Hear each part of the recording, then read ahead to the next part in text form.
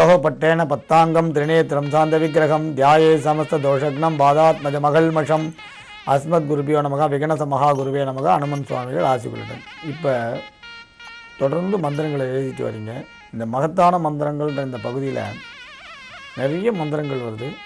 இதில் நிறைய சந்தேகங்கள் கூட இருக்கும். ஆனால் ஒரு விஷயம், இதெல்லாம் உங்களுக்கு காலப்போக்கில் சரியாயிடும். இப்போ சைக்கிள் ஓட்டுறீங்க, முதல்ல ஓட்ட கற்றுப்பீங்க, பேலன்ஸ் வரும். அதுக்கப்புறம் பார்த்தீங்கன்னா ஒரு சந்தேகங்களும் உங்களுக்கு அனுபவ ரீதியாக நிவர்த்தி ஆகும். அனுபவமே பெரிய குரு. கலியுகத்தில் குருவை தேடி அலைய வேண்டாம், அனுபவமே பெரிய குரு.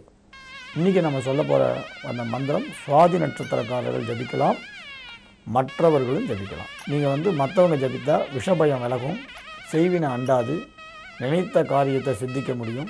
ஒரு வேலை எடுத்து அது ரொம்ப நிதானமாக போனால் இந்த மந்திரத்தை ஜபித்தால் மிக வேகமாக போகும். அதனால் இது காருட பிரயோகம் சொல்லக்கூடிய அற்புதமான மந்திரம். சுவாதி நட்சத்திரம் அன்றைக்கி ஆரம்பிக்கலாம், பஞ்சமி அன்றைக்கி ஆரம்பிக்கலாம். இந்த மந்திரத்தை சாதாரணமாக எல்லாரும் 45 நாள் அல்லது 2 மண்டலம் 90 நாள் ஜபிக்கலாம். சுவாதி நட்சத்திரத்தில் பிறந்தவர்கள் தொடர்ந்து தினமும் ஜபிக்கலாம். பெருமாள் கோயிலில் போனீங்கன்னா முதல்ல நம்ம தரிசனம் பண்ணுறது துவஜஸ்தம்பத்துக்கு அடுத்து இருக்கக்கூடிய கருட பகவான். அவர் பெரிய திருவடி. சுவாமி எங்கே போனாலும் சுவாமியை சுமக்கக்கூடிய அற்புதமான பாக்கியத்தை பெற்றவர். கருட தரிசனமே பெரிய ஒரு புண்ணியம்னு சொல்வாள் பெரியவாள் அந்த காலத்தில். இன்றைக்கி இந்த காலத்தில் சொன்னிங்கன்னா கருடன் போன்ற பட்சிகளை பார்க்குறதே கஷ்டமாக இருக்குது. நம்ம தான் சிட்டுக்குருவியை கூட விடலையே, எல்லாத்தையும் ஓய்ச்சிட்டோம்.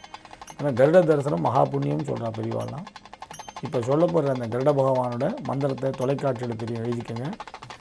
சுவாதி நட்சத்திரத்தில் பிறந்தவர்களுக்கு வாழ்க்கையில் வரக்கூடிய இடையூறு, மன வருத்தம், சங்கடம், சச்சரவு, பிரச்சனை, வழக்கு எல்லாம் நிவர்த்தியாகும். திருமணம் கைகூடி வரும். இப்போ யோசனை வரும், கருட மந்திரத்துக்கும் திருமணத்துக்கு என்ன சம்பந்தம்? அதான் இந்த நட்சத்திரக்காரர்களுக்கு இது விசேஷம்னு சொல்கிறோம். சுவாதியில் பிறந்தவர்களுக்கு குழந்தைகளாக இருந்தால் கல்வி வரும், வயதானவர்களுக்கு ஆரோக்கியம் வரும், வருத்தங்கள் தீரும், ஒற்றுமை மேலோங்கும், பிரிந்தவர்கள் ஒன்று சேர்வார், எல்லாவற்றையும் தரக்கூடிய மந்திரம். மற்றவர்கள் ஜபித்தால் விஷ ஜந்துக்களால் வர பயம் விலகும். இது காருட பிரயோகம்னு சொல்லுவான். இதில் பிரயோகம் பண்ணிங்கன்னா மலைகளில் அல்லது கொஞ்சம் மண் மேடாக இருக்கக்கூடிய இடங்களில் கருடக்கிழங்குன்னு வளரும். அந்த கருடக்கிழங்கு எடுத்துகிட்டு நேழில் சின்ன சின்ன துண்டாக போட்டு உலர்த்தி பசும்பாலில் அதை நல்லா பொங்கி அதுக்கப்புறம் வஸ்திரகாயம்னு பொடி பண்ணி வச்சுக்கிறது. விஷம் பாம்பு தேள் போன்ற விஷங்களுக்கு பிரயோகத்துக்காக இதை செய்வான். இதை தவிர விபூதியில் இந்த மந்திரத்தை ஜபித்து விட்டுட்டு போனால் காருட பிரயோகம், சத்ரு நம்ம விட்டு விலகி போவார், வசிய சக்தி கிடைக்கும்னு சொல்லுவாள். இப்போ தொலைக்காட்சியில் தெரிகிறது, எழுதிக்கோங்க. ஓம் ஈம் ஓம் நமோ பகவதே. ஓம் ஈம் ஓம் நமோ பகவதே. எழுதினீங்களா? ஓம் ஈம் ஓம் நமோ பகவதே. ஸ்ரீ மகாகருடாய ஸ்ரீ மகாகருடாய பட்சீந்தராய பட்சீந்தராய. தெரிஞ்சிங்களா? பட்சீந்தராய விஷ்ணு விஷ்ணு வல்லபாய விஷ்ணு வல்லபாய விஷ்ணு வல்லபாய. திரிலோக்கிய திரைலோக்கிய திரைலோக்கிய திரைலோக்கிய பரிபூஜிதாய பரிபூஜிதாய பரிபூஜிதாய. உக்ர பயங்கர உக்ர பயங்கர உக்ர பயங்கர உக்ர பயங்கர காளாநல ரூபாய வஜ்ர வஜ்ர நகாய வஜ்ர நகாய வஜ்ர நகாய. இது கொஞ்சம் பெரிய மந்திரம், கொஞ்சம் வேகமாக தான் எழுதிக்கணும். வஜ்ர நகாய வஜ்ர துண்டாய வஜ்ர துண்டாய வஜ்ர தந்தாய வஜ்ரதுண்டாய வஜ்ரதந்தாய வஜ்ரநகாய வஜ்ரதுண்டாய வஜ்ரதந்தாய வஜ்ரதம்ஷ்ட்ராய வஜ்ரதம்ஷ்ட்ராய வஜ்ரபுச்சாய வஜ்ரபுச்சாய வஜ்ர பக்ஷாலட்சித வஜ்ர பக்ஷாலட்சித சரீராய சரீராய. ஓம் ஏகி ஏகி. இது பார்த்தீங்கன்னா ஓமிக்கே இக்குன்ற மாதிரி இருக்கும். ஓம் ஏகி ஏகி சேர்த்து படிக்கும்போது ஓம் ஏகி ஏகி. அது ஓம் ஏகி ஏகின்றதை உங்களுக்கு கொஞ்சம் புரியாதுன்றதுனால ஓம் ஏகி ஏகி சேர்த்து படிக்கும்போது ஓம் ஏகி ஏகி. சரீராய ஓம் ஏகி ஏகி. ஸ்ரீ மகாகருடாய ஸ்ரீ மகாகருடாய ஸ்வாஹா. ஸ்ரீ மகாகருடாய ஸ்வாஹா. இந்த மந்திரத்தை தொடர்ந்து ஜபித்துட்டு வந்தீங்கன்னா கருட பகவான் அருளால் சித்திக்காதது உலகத்தில் எதுவுமே இல்லை. பட்சிகளுக்கெல்லாம் ராஜாவாக இருக்கக்கூடியவர் பெரிய தேவடி, கட்டாயம் தன்னை அண்டியவர்களை ரட்சிக்கக்கூடிய மகாபிரபு. இந்த கருட பகவானோட மந்திரத்தை தொடர்ந்து ஜபம் பண்ணுங்க, கட்டாயம் நல்ல விசேஷமான பலன்கள் கிடைக்கும். மங்களானி பவன்து. மீண்டும் நாளை சந்திக்கலாம்.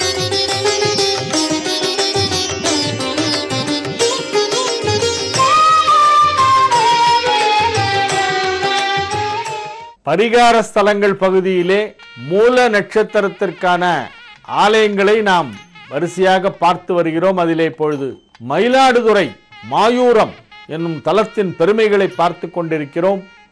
மாமரத்தை தலவிருட்சமாக கொண்ட மிக முக்கியமான சிவஸ்தலங்களுள் மயிலாடுதுறையும் ஒன்று. கௌரி மாயூரம், சூதவனம் என்றெல்லாம் சிறப்பு பெயர்களெல்லாம் கொண்ட தலமாக இது விளங்குகிறது. அம்பிகை மயிலாக வடிவெடுத்து இங்கே வந்தபோது ஆடிய அந்த தாண்டவத்திற்கு கௌரி தாண்டவம் என்று பெயர். கௌரிங்கிற பேர் நிறைய வைப்பாங்க இந்த பகுதியில். அபயாம்பிகான்னு பேர் வைப்பாங்க, இல்லைன்னா கௌரின்னு பேர் வைப்பாங்க. பழைய நூல்கள்லாம் சிகண்டிபுரம்னு தான் போட்டிருக்கோம். நிறைய ஊர்களுக்கு இப்போ நம்ம கூப்பிடுற பெயருக்கும் இப்போ நம்ம சொல்கிற பெயர்களுக்கும் பழைய பெயர்களுக்கும் வித்தியாசம் இருக்கும். இத்தலத்திலே அம்பாள் கௌரி தாண்டவம் ஆடிய தலம், மயூரமாக வந்து கௌரி தாண்டவம் ஆடிய தலம், மயூரநாதனாக ஈசன் அங்கே இருக்கிறான். ஆகவே இத்தலத்திலே ஏராளமான சிறப்புகள் எல்லாம் இருக்கின்றன. இது ஒரு முக்தி தலமாக கருதப்படுகிறது. முக்தி தலமாக மட்டுமின்றி ஒரு பக்தி தலமாகவும் விளங்குகிறது. பக்தி செலுத்துவதற்கு இங்கே பல காரணங்கள் இருக்கின்றன. காமியார்த்த பக்தியிலே ஈடுபட்டுள்ளவர்கள் திருமண தடை நீங்குவதற்கு இத்தலத்திற்கு வந்து வழிபட்டால் விரைவாக திருமணம் நடந்துவிடும். மூல நட்சத்திரத்திலே பிறந்தவர்கள் வழிபட வேண்டிய தலங்களுள் மயிலாடுதுறையும் ஒன்று. இதற்கு முன்பு நான் சொன்ன தலங்கள் காஞ்சிபுரம் ஏகாம்பரேஸ்வரர், காமாட்சி அம்மன், குமரக்கோட்டம், சோமாஸ்கந்தமூர்த்தமாக இம்மூன்று தலங்களும் சேர்ந்து அமர்ந்திருக்கின்றன என்பதை பற்றி சொன்னேன். அடுத்ததாக நெல்லை மாவட்டத்திலே இருக்கின்ற வைணவ திவ்ய தேசங்களுள் ஒன்றான நாங்குநேரி என்னும் மானமாமலை தலத்தை பற்றி சொன்னேன். மூன்றாவதாக திருச்சி லால்குடிக்கு அருகிலே இருக்கின்ற மாந்துரை பற்றி சொன்னேன். நான்காவதாக இப்பொழுது சொல்லப்படுகின்ற தலம் மயிலாடுதுறை என்னும் மாயூரம். இந்த மாயூரத்திலே எழுந்தருளி இருக்கின்ற அபயாம்பிகை உடனுரை மயூரநாதரை வழிபட்டு பிரார்த்தனை செய்து கொண்டால் விரைவிலே திருமண தடை விலகும். குறிப்பாக மூல நட்சத்திரத்திலே பிறந்தவர்கள் இத்தலத்திற்கு சென்று அங்கே வழிபாடு செய்தால் அவர்களுடைய திருமணம் விரைவில் நடைபெறும். மாவிலை தோரணம் கட்டுகின்ற ஒரு அமைப்பு சீக்கிரமாக ஏற்படும். மாமரத்தை தலவிருட்சமாக கொண்ட ஒரு தலம் என்பதால் இங்கு சென்று வழிபட்டால் அவர்களுக்கு மங்களகரமான விஷயங்கள் எல்லாம் வாழ்க்கையிலே விரைவாக நடைபெறும். இத்தலத்திலே அஷ்டதிக்பாலகர்கள் எல்லாம் வந்து வழிபட்டு இருக்கிறார்கள். அக்னிலிங்கம், இந்திரலிங்கம், வாயுலிங்கம், நிருதிலிங்கம், யமலிங்கம் என்றெல்லாம் அந்தந்த அஷ்டதிக் பாலகர்களால் பிரதிஷ்டை செய்யப்பட்ட சிவலிங்கங்கள்லாம் இத்தலத்திற்குள்ளே இருக்கின்றன. அஷ்டலட்சுமி சன்னதி மிக விசேஷமானது. அஷ்டலட்சுமியை இங்கே தரிசனம் செய்ய வேண்டும். தேவகுருவான பிரகஸ்பதி என்னும் வியாழ பகவான், நம்ம சொல்றோமே நவகிரகத்துல குரு ஜூபிட்டர் அப்படிங்கிறோமே, அந்த குரு பகவான் வந்து வழிபட்ட தலங்களுள் இந்த மயிலாடுதுறையும் ஒன்று. இங்க வந்து சிவபூஜை செய்ததாக தல மான்மியம் எடுத்துரைக்கின்றது. ஆகவே இத்தனை சிறப்புகள் வாய்ந்த இந்த தலத்திற்கு நாமும் சென்று வழிபாடு செய்வோம். இத்தலத்திலே மாமரம் மட்டுமின்றி வன்னி மரமும் தலவிருட்சமாக இருக்கிறது. மா வன்னி ஆகிய இரண்டு மரங்களை தலவிருட்சமாக கொண்ட தலம் இது. தலத்திற்கு செல்லும் பொழுது அங்கே மாமரமும் இருக்கும், வன்னி மரமும் இருக்கும். தலவிருட்சமாக இரண்டையும் வழிபட வேண்டும். மரங்களை தலவிருட்சங்களை எல்லாம் அவசியம் வழிபட வேண்டும். கோயிலுக்கு போகும்போது ஸ்தலவிருட்சம் எங்கே இருக்குன்னு கேட்டு ஸ்தலவிருட்சத்தை வழிபடணும். அப்படி தலவிருட்சம் இல்லை, புயல்ல சாஞ்சிருத்து வாடி போயிடுத்து அப்படின்னு சொன்னால் அந்த கோவிலுடைய ஸ்தலவிருட்சம் என்னன்னு பார்த்து அதோடைய ஒரு சின்ன அந்த செடி கன்று ஒன்று வாங்கி நம்ம கொண்டு போய் நடணும். மரம் நடுவது என்பது ஒரு தர்மம். விருட்சோ ரக்ஷதி ரக்ஷிதா அப்படின்னு சொல்லியிருக்கு. தர்மோ ரக்ஷதி ரக்ஷிதா, வேதோ ரட்சதி ரட்சிதா, விருட்சோ ரட்சதி ரட்சிதா. நீ தர்மத்தை காப்பாற்றினால் அந்த தர்மம் உன்னை காப்பாற்றும். அதுதான் தர்மோ ரட்சதி ரட்சிதா. வேதோ ரட்சதி ரட்சிதா, நீ வேதத்தை காத்தால் அந்த வேதம் உன்னை காப்பாற்றும். விருட்சோ ரட்சதி ரட்சிதா, நீ மரங்களை காப்பாற்றினால் அந்த மரம் உன்னை காப்பாற்றும். மரங்களை நீ காப்பாற்று, அந்த மரம் உன்னை காப்பாற்றும். மரங்கள் நிறைய இருந்தாதான் நமக்கு நிறைய ஆக்சிஜன் கிடைக்கும். மரங்கள் நிறைய இருந்தாதான் நமக்கு மழை கிடைக்கும். கார்பன் டை ஆக்சைடு நம்ம விடுறோமே, அதெல்லாம் விட ஆக்சிஜன் அதிகமாக இருக்கணும். மழை நிறைய பெய்யணும்னா மரங்கள் நிறைய இருக்க வேண்டும். அதனாலதான் விருட்சோ ரட்சதி ரட்சிதா அப்படின்னு நம்மளுடைய முன்னோர்கள் சொல்லியிருக்கிறார்கள். நம்ம வேத மந்திரங்கள்ல சமகம் அப்படின்னு ஒன்று சொல்லுவோம். அந்த சமகத்தில் ஒரு மனிதனுடைய வாழ்க்கைக்கு என்னெல்லாம் வேணும் அப்படிங்கிறதெல்லாம் பட்டியல் போட்டு கேட்கிறார்கள். ஏன்னா மனுஷனுக்கு கேட்க தெரியாது, இவன் எதையாவது கேட்டுட்டு இருப்பான்.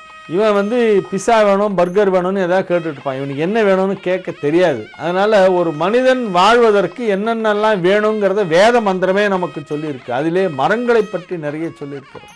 மலைகள் வேண்டும், காடுகள் வேண்டும். பர்வதாஷ்டமே வனஸ்பதயஷ்டமே, ஈஸியாக வரும். சஞ்சமே மயஷ்டமே காமஷ்டமே காமஷ்டமே சௌமனசஷ்டமே அப்படின்னு அதில் நமக்கு என்னென்ன வேணுமோ அதையெல்லாம் கேட்டிருக்கு, லிஸ்ட்டு போட்டு கொடுத்துருக்கு. மாஷா ஆஷ்டமே திலா ஆஷ்டமே ஹல்வா ஆஷ்டமே கோதுமா ஆஷ்டமே. நம்ம கேட்குறதெல்லாம் இதெல்லாம் நம்ம கேட்கணும், என்னென்ன கேளு, எதையோ கேட்டுட்டு இருக்காது அப்படின்ட்டு நமக்கு அதை முதற்கொண்டு லிஸ்ட்டு போட்டு கொடுத்துருக்காங்க. அதில் மரங்களுக்கு ரொம்ப முக்கியத்துவம் ஜாஸ்தி. எதற்காக இப்போ இதை சொல்கிறேன்னா, எல்லோருமே மரம் நடுவதை ஒரு கடமையாக வைத்து கொள்ள வேண்டும். ஒருத்தனை பார்த்தா உன் பேங்க் பேலன்ஸ் என்ன, நீ எவ்வளோ சேர்த்துருக்க அப்படின்னு கேட்கக்கூடாது. அது அவசியம் இல்லை. நீ எவ்வளோ மரம் நட்டுருக்க, 1000 மரம் நட்டுருப்பியா, 10,000 மரமா, 1,00,000 மரம் நட்டுருக்கியா, அடாடா நீ பெரிய ஆளுப்பா, நீ உனக்கு எவ்வளோ விவேகம் இருந்தால் நீ 1,00,000 மரம் நடுவ அப்படின்னு சொல்லி பாராட்டணும். அந்த மாதிரி மரம் நடுபவர்கள் தான் இந்த சொசைட்டிக்கு நல்லது பண்ணுறவங்க. இந்த சமூகத்திற்கு நான் ஏதாவது செய்ய வேண்டும், சமுதாயத்திற்கு ஏதாவது செய்ய வேண்டும் என்று நினைத்தால் மரம் நடுங்கள். மூல நட்சத்திரத்திலே பிறந்தவர்களெல்லாம் மாங்கன்று வாங்கி நடங்க. உங்களுடைய நட்சத்திரத்தின் மரம் மாமரம், எல்லா இடத்துலையும் மாமரம் நிறைய வளங்க. கோவிலெல்லாம் மாமரம் நடுங்க, பிற்காலத்தில் அதெல்லாம் யூஸ் ஆகும். அவ்வாறு மரம் நட்டு கொண்டு வந்தால் அந்த புண்ணியம் உங்களை காப்பாற்றும். அதுதான் விருட்சோ ரட்சதி ரட்சிதக என்று சொல்லி இன்றைய நிகழ்ச்சியை இத்துடன் நிறைவு செய்து கொள்கிறேன். மீண்டும் நாளைய நிகழ்ச்சியிலே உங்களை சந்திக்கும் வரை உங்களிடமிருந்து தற்காலிகமாக விடைபெற்றுக் கொள்வது உங்கள் வழிகாட்டி ஜோதிடர் ஹரிகேசநல்லூர் வெங்கட்ராமன். வணக்கம்.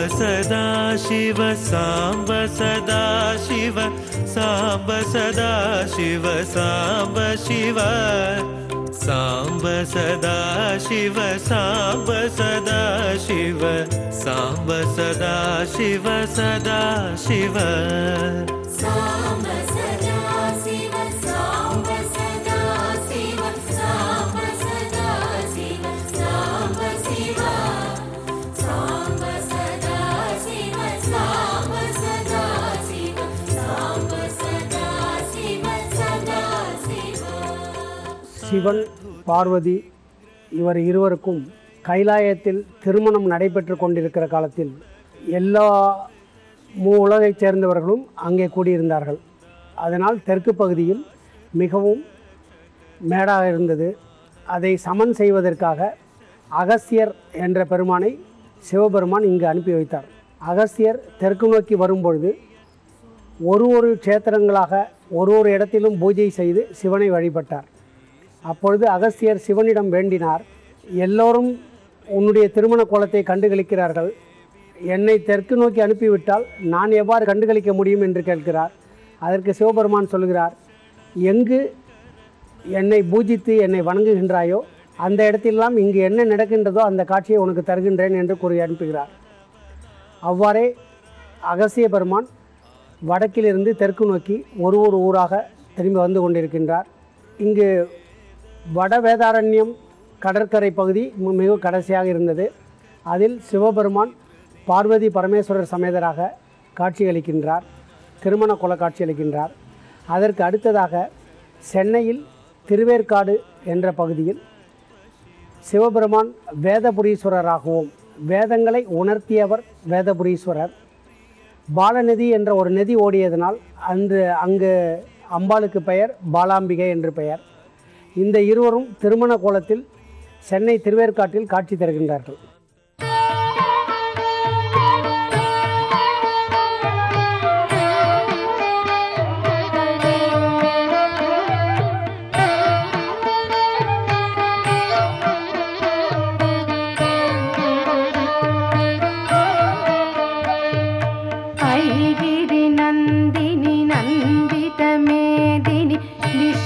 विनोदिनी नन्दनुते गिरिवरविन्ध्य शिरोधिनि वासिनि विष्णुविलासिनि जिष्णुनुते भगवति हेशिति कण्ठकुटुम्बिनि भूरि कुटुम्बिनि भूरि कृते जय जय हे महिषासुरमर्दिनि रम्यकपर्दिनि शैलसुते सुरवरवर्षिणि दुर्धरधर्षिणि दुर्मुखमर्षिणि हर्षरते त्रिभुवनपोषिणि शङ्करतोषिणि किल्बिषमोषिणि घोषरते धनुजनिरोषिणि दितिसुतरोषिणि दुर्मदशोषिणि सिन्धुसुते जय जय हे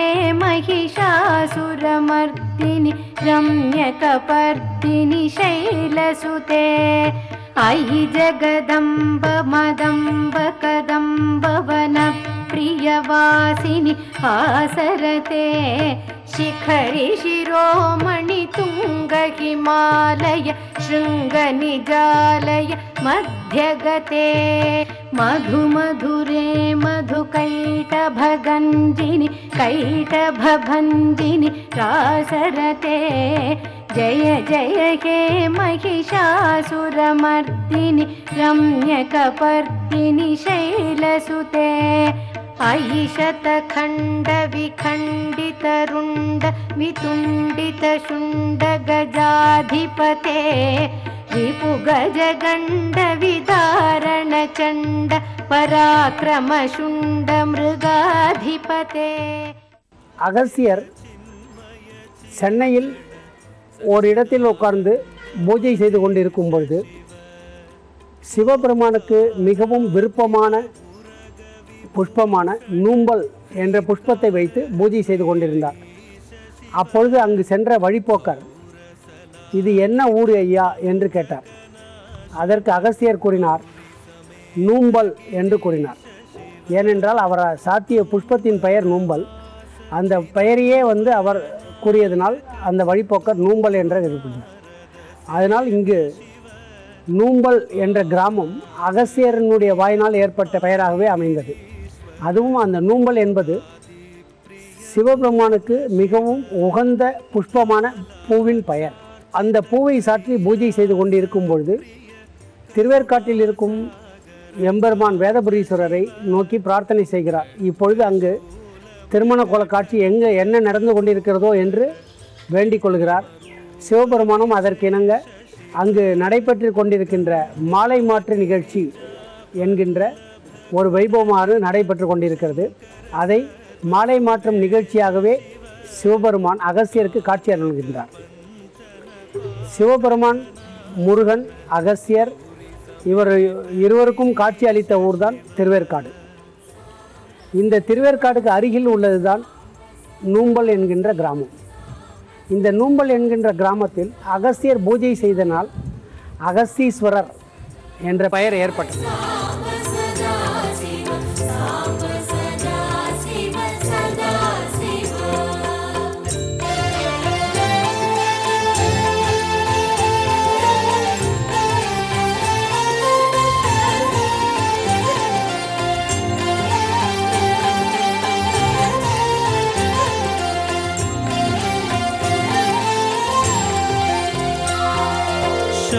भूतस्वरूपानन्दवनाश्रय वेदस्वरूप विश्वेश शिव चण्डविनाशन सकल जनप्रिय मण्डलाधीश महेश शिव छत्रकिरीट सुकुण्डल शोभित पुत्र त्रिभुवनेश शिव जन्मजरामरणादिविनाशन कल्मषविरहित काश शिव झङ्काराश्रित भृङ्गिरिडि प्रिय ओङ्कारेश महेश शिव ज्ञानाज्ञानविनाशक निर्मल दीनजनप्रिय दीप्त शिव ढङ्काद्यायुध दारुण सत्वर ह्रीङ्कार प्रिय सुरेश शिव ढङ्कस्वरूप सहकारोत्तम वागीश्वर वरदेश शिव ढम्प विनाशन डिण्डिम भूषण अम्बरवास क्षितीश शिव ढं ढं डमरुकधारि मणिश्चल डुण्डि विनायक सेव्य शिव साम्ब सदा शिव साम्ब सदा शिव साम्ब सदा शिव साम्ब शिव साम्ब सदा शिव साम्ब सदा शिव साम्ब सदा शिव सदा शिव